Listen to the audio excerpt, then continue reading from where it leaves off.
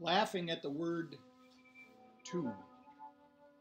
Only that illumined one who keeps seducing the formless into form had the charm to win my heart. Only a perfect one who is always laughing at the word two can make you know of love.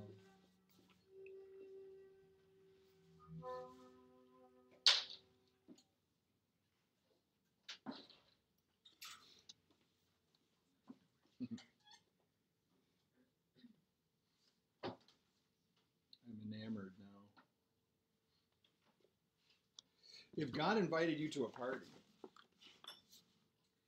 God invited you to a party and said, everyone in the ballroom tonight will be my special guest, how would you then treat them when you arrived?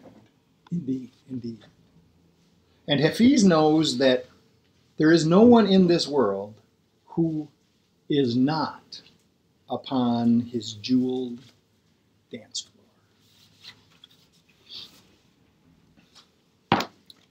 Track on. Are we actually operating right now? Yeah. Okay. That's good. That's good because you never know.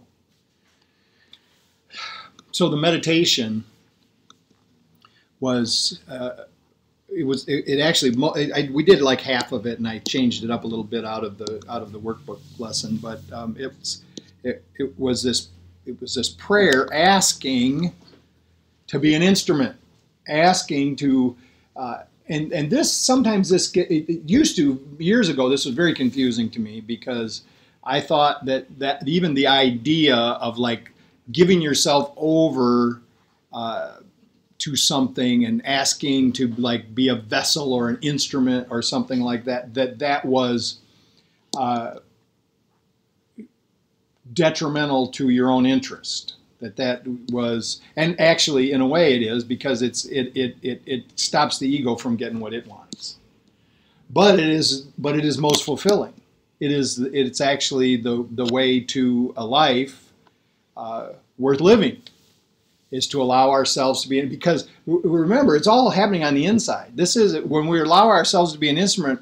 We're not allowing ourselves to be an instrument in the hand of some outside. You could get the picture in your mind right now. Big guy in the sky, perhaps on a cloud, reaching down, picking you up like you're a pen and writing with you. That's not what I'm talking about. No, that's not the picture that we're looking for in the meditation. To be an instrument of the divine that is within us, because that is the part of us that is true. That is the part of us that is real, not the manufactured part of the ego. So it's actually asking to be an instrument of that which is already within.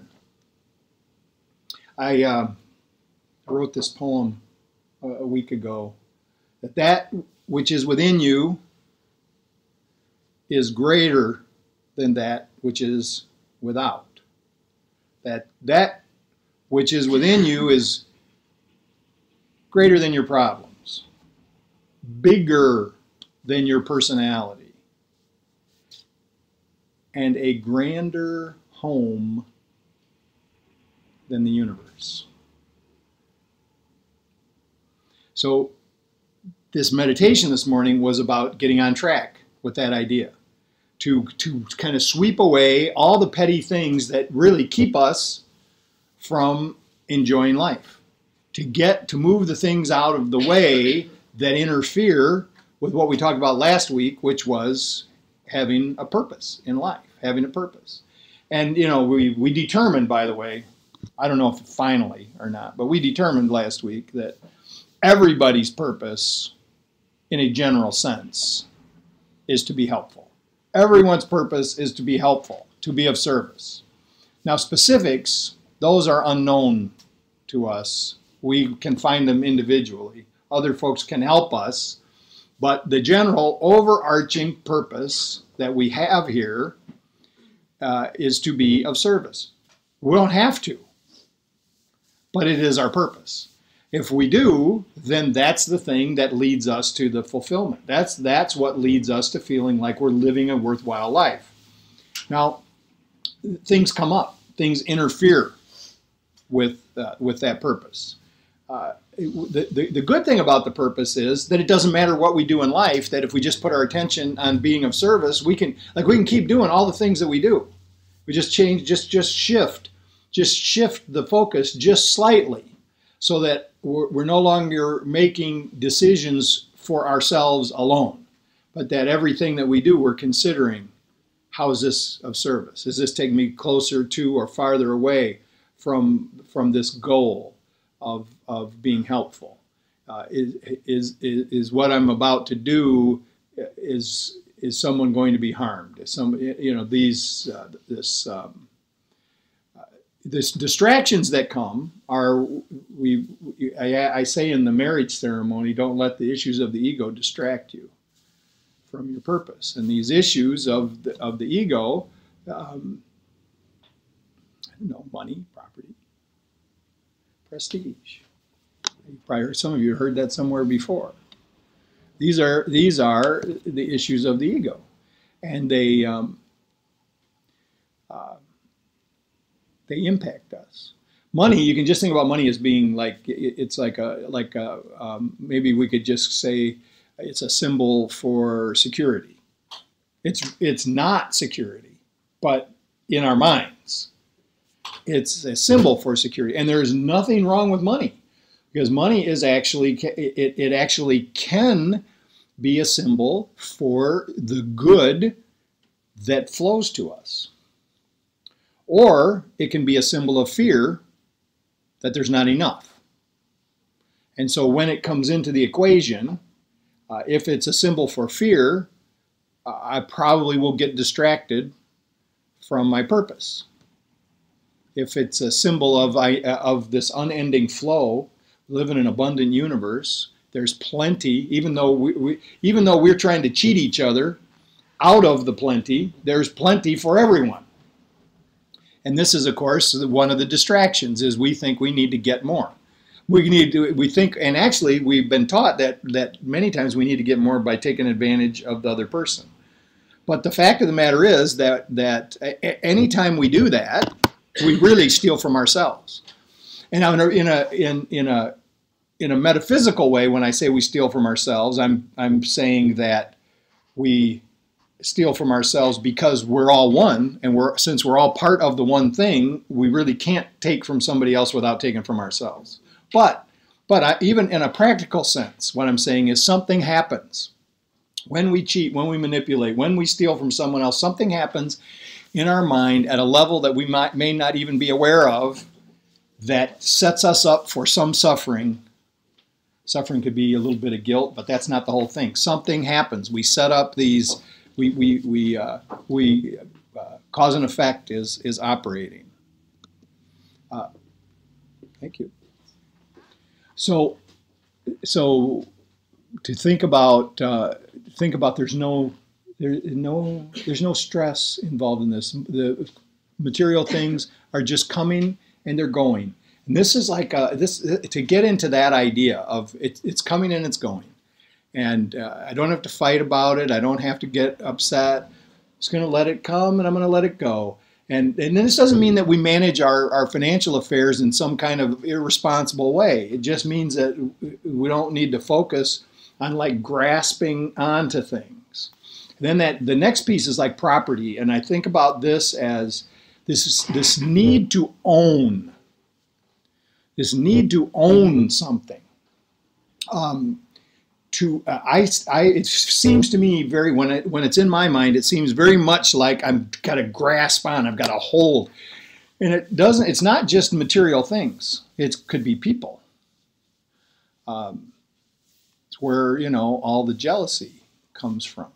It's like, I want this, I want exclusive. So I want to think about it's fine to have property. It actually is fine to have property, have a nice house. It's fine. But to be thinking about it in terms of, I'm the steward of this. To think about it that right now, right now I have the good pleasure to take care of this property until I have no need of it, and then someone else can care for it. And again, I'm not suggesting you give your house away. You might, but that's not important. What's important is the ability to be able to do that. And this is the whole thing. This was the story with Jesus when he was telling the rich man, the only way that he told the rich man, the only way you can follow me is if you give away all your shit. Oh, wait. I just said that on the camera there. Anyway, that's what, he really wasn't telling him to give it away. He presented it in such a way that he was saying you really have to be willing. You have to be willing to let it all go. You don't have to actually do it. You just have to be so. And when I say willing to let it go, I mean if the situation occurs where you see that what you have is going to be of more benefit to somebody else than to you, you need to be able to let it flow. You need to be able to let it go. So there's just such a difference between panicking over holding on to a possession and having the ability. I mean, I've watched people do this where someone will say, "Oh, I really like that, whatever, that necklace, that," and then the person just give it to them. What? Yes, this is the idea. Here, it's yours. And quietly, right? Make a big show of it. I mean, because if you make a big show of it, the show is your reward. That's all. That's all you get. So it's a mindset. It's a mindset thing. That because otherwise, what happens is the holding on to stuff becomes more important than being of service. And I'm back in the same trap again, where I can't live a fulfilled life because I'm too concerned about these other things. But from the perspective of just bring my mind back to that idea, I'm going to be helpful, I'm going to be of service, I'm going to give freely, then I start to operate in a mental space where I'm not freaking out all the time, where I'm not all stressed out over stuff. And then the last one in that list was prestige. And prestige, you could think about prestige. There's a couple of ways to think about prestige. You could think that if you were to grasp onto the ideals of what I just said earlier, you could think that if I just start like giving things away, and I'm going to be very generous, and people are going to see me doing it. They're going to like me, or they're going to comment. They're going to say, now. We actually don't think this consciously. We don't think those type of thoughts, but we do. It does somehow come into our mind that I'm going to get approval and affection by doing what seems to be a good thing. That would be prestige. And that would be the prestige that I really shouldn't be seeking. That I'm just telling you that I shouldn't be seeking, because it will definitely interfere, and it will. And what ends up happening is I end up giving inappropriately, which I know all about. So, but the other thing about prestige is prestige, the biggest issue that diverts us, or at least it diverts me from my purpose of being of service, the biggest issue is the prestige of being right. What to be right? I was right so little at one time in my life that it became very precious to me when I could stand upon rightness. And even sweeter, if I could point out how you were not. This is very distracting. And it will, the question, the Course in Miracles asks the question, it says, would you rather be right, or would you rather be happy? So it's like setting it up. It sets it up to say, this is it. If it's important for you to be right, you will not be happy. You do everything that you can to be right, to be seen to be right. So, and when somebody asked the question, the first time I read it, I said, well, of course I'd rather be happy. Of course. And then I thought about it for a second, and I thought how many times I stood on some ridiculous point trying to make myself be right, twisting and turning the events in my mind and what I may present to you in such a way that I could appear to be right. Suffering. Suffering.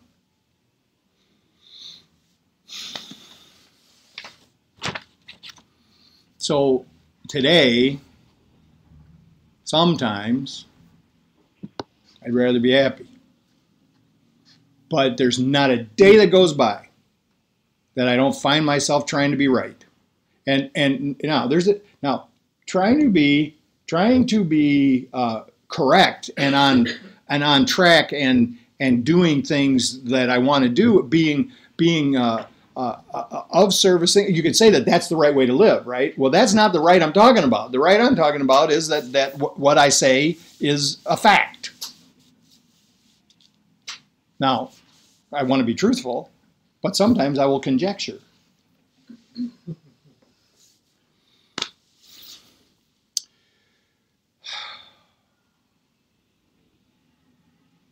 It's so easy to get lost in the illusions of the world. See, the illusions of the world are those things that cause us all of these distractions. We become attached to this dream of material things.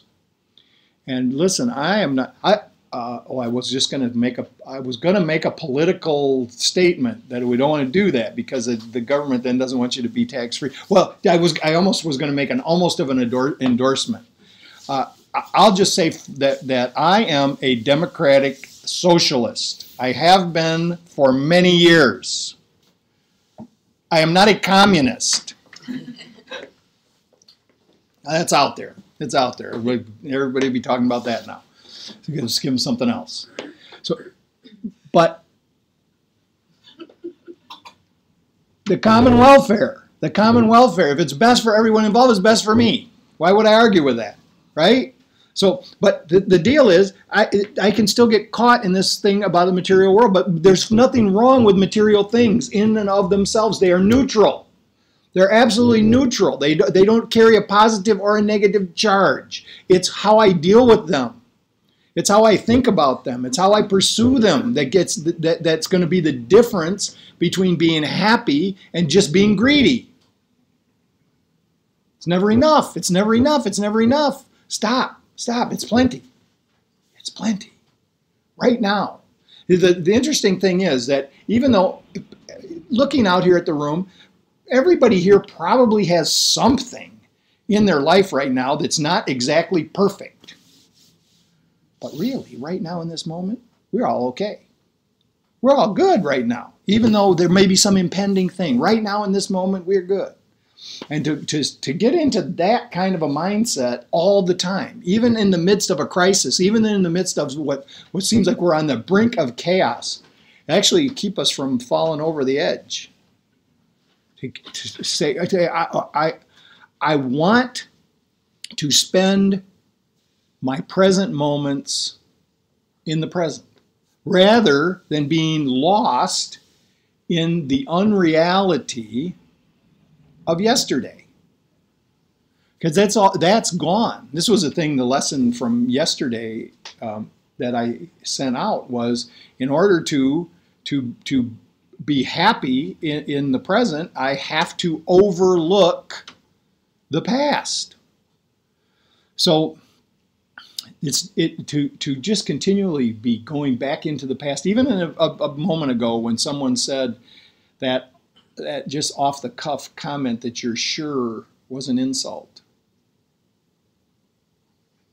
Overlook the past. It's gone. That's done. It's over. And most of the time, this happened so many times to me where I actually thought somebody was saying something smart or sarcastic or whatever, and they didn't even mean it that way.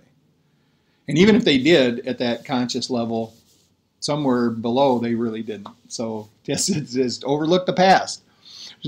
There's no need to consider what should have been anymore. It's just a trap. We just get lost in it. It's a distraction from doing. We cannot play racquetball this morning, And one of the biggest secrets in playing racquetball is track the ball.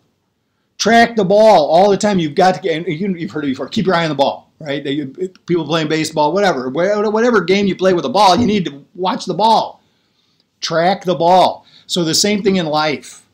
If you track the ball being where it is you want to go, you keep your eye on what, and the ball really in the game represents the present moment, because where the ball is right now, that's not that, and that tells you everything about what you are supposed to do. So to stay on track, we consider what is right now. And what is in this grand and overarching way is that what is right now is the light and love of God is filling us. We put our attention on that, then we're able to allow that to come forth from us, which is really all service is all about. It's about just letting that love that we feel within us come out. And it turns out that the only way that we can actually consistently feel the love that is within us is to let it come out.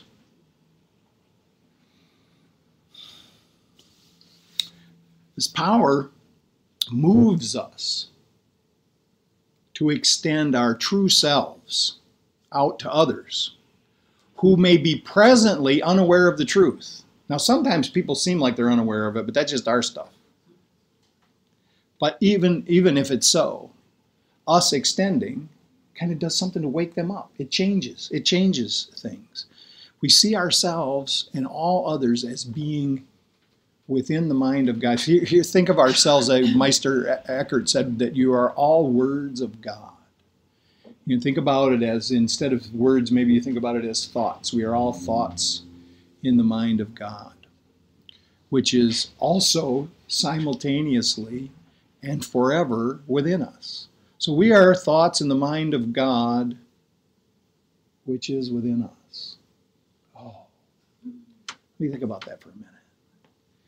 This is the reality of spirit, to be, and so one of the things that distracts us is we think we're going to die. One of these distractions from being of service is we start worrying about dying. So we worry about the body's wearing out, body's breaking down, or and even if when you're young, you look around, you see somebody else's body breaking down, and you go, oh my God, pretty soon that's going to be me.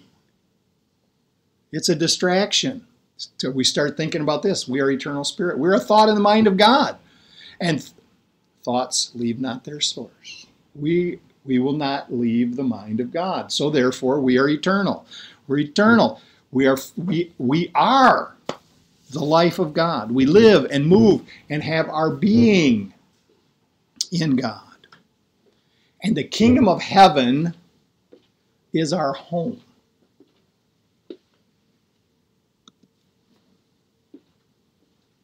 We are not our emotions. Our emotions are distractions. But we shouldn't repress them.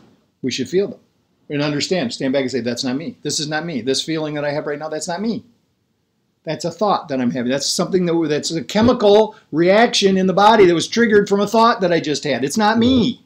Even the thought that I just had that triggered the chemical reaction in the body that caused the emotion, that's not me.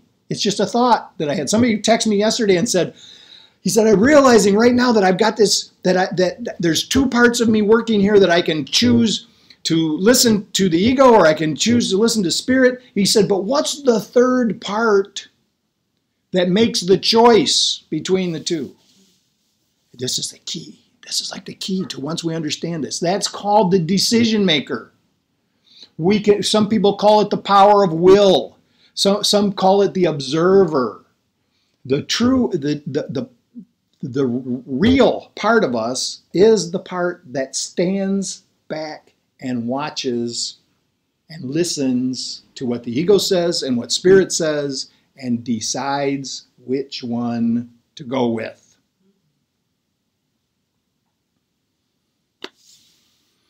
So the Buddha says about this is, thus, any feeling whatsoever, past, future, or present, internal, external, blatant or subtle, common or sublime, far or near, every feeling is to be seen as it actually is with right understanding. This is Shakyamuni, this is what he said. This is not mine. This feeling, this is not mine. This is not myself. This is not what I am. To say this is just a distraction. We are not our emotions. Our emotions are biological reactions. They are part of physical evolution. They are reactions to our thoughts, which are generated from our beliefs. The body reacts to the ego's thinking. And then we feel as if they are us.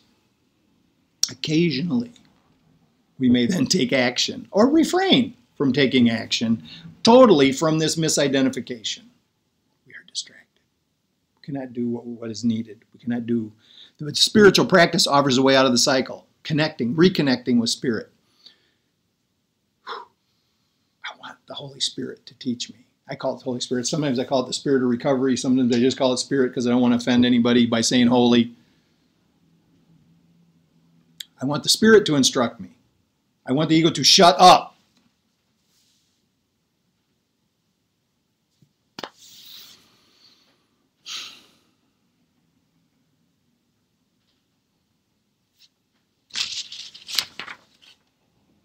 There's a couple other things I want to talk about. I'm just doing the overview of this, so we'll just see. Oh, to remember that we're a part of. I was thinking about this the other day, that it is so easy to allow ourselves to feel isolated, alone, apart from, when the fact of the matter is we are a part of. And so we have designed, we talked about this many times, we've designed, and I'm saying all of us together, subconsciously at some level, we have designed this world to be evidence that we are separate. And that we design the world to be evidence to us that we are apart from, that we are alone.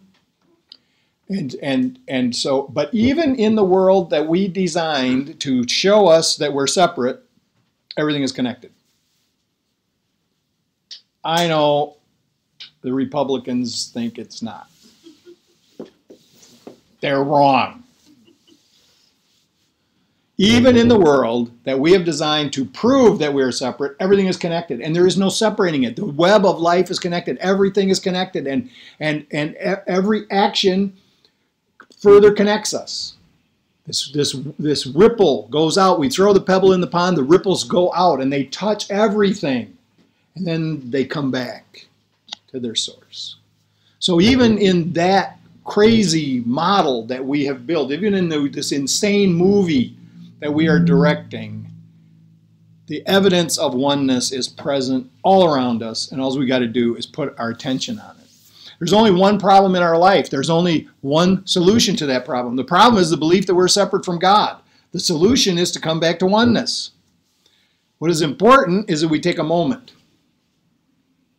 Whenever we're feeling at odds, whenever we're feeling a minute ago, was it a minute ago? Was it 20 minutes ago? I don't know. 20 minutes ago, I was feeling a little bit agitated. I was feeling a little bit apart from. I was feeling put upon, taken advantage of. It must have been about 20 minutes ago, maybe longer, maybe a little longer than that. It is important that we take a moment to affirm atonement. What? At 1 minute. At 1 minute. Atonement. It actually means, atonement is a word that means to do something to make up for sin. But what you're supposed to do is actually built into the word. So what you're supposed to do to make up for mistakes, errors, you could call it that, it's better, is to become at 1 minute. So we are healed and brought together in God right now.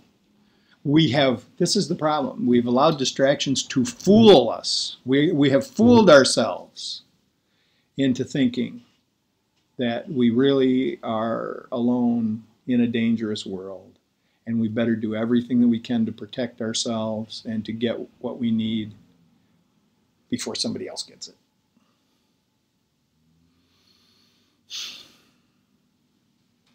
We can see the truth, though.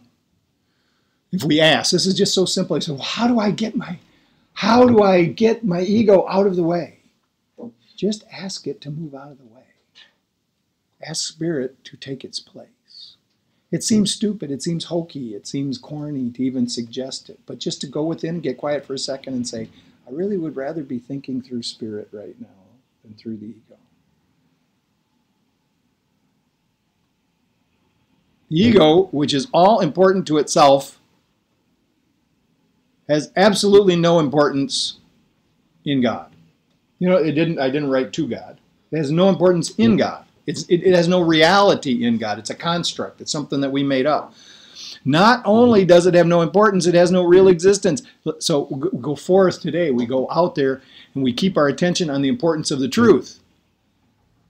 God is one. God is one, and we are one with the one. This is like the key to this. Will overcome any distraction. If I can just say that all day, every time. I can just say that all day. God is one. I am one with the one. One with the one.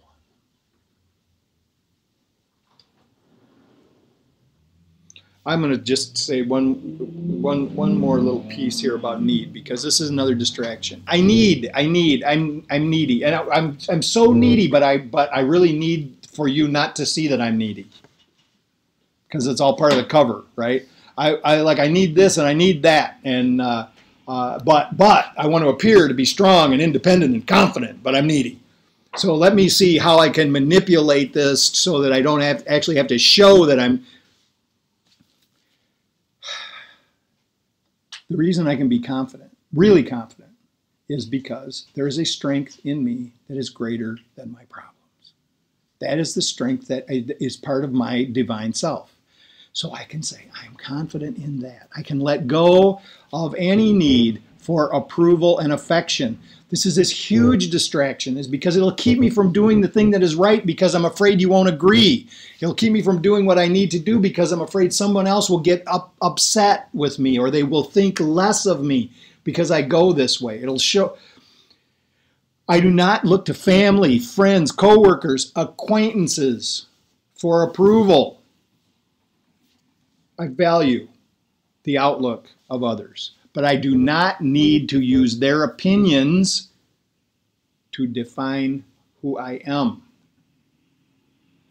I want to be willing to see from a new perspective. I want to allow those with whom I share to give me their perspective. I want to be able to listen to it. I want to consider things from all angles and then rely on Spirit to help me sort all that stuff out. The views and experiences of my loved ones are important for this new vision. I don't want to ignore them. I want to take their observations into account in my decision making. And many times this has happened to me. They will see something from a different perspective that I was blind to. And so then in that way, they were very helpful to me. And I can take those observations into account. But in the final analysis, I need to rely on Spirit to guide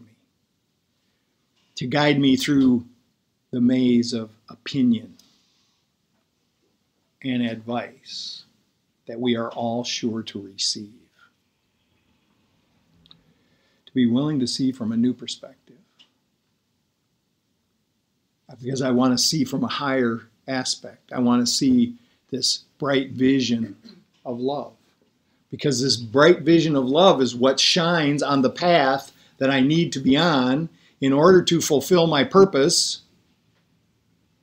and then to feel as if I am living a life worthwhile. A life generated out of that bright vision of love and not the shadows of fear.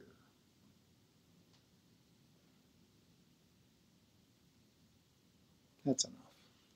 Thank you.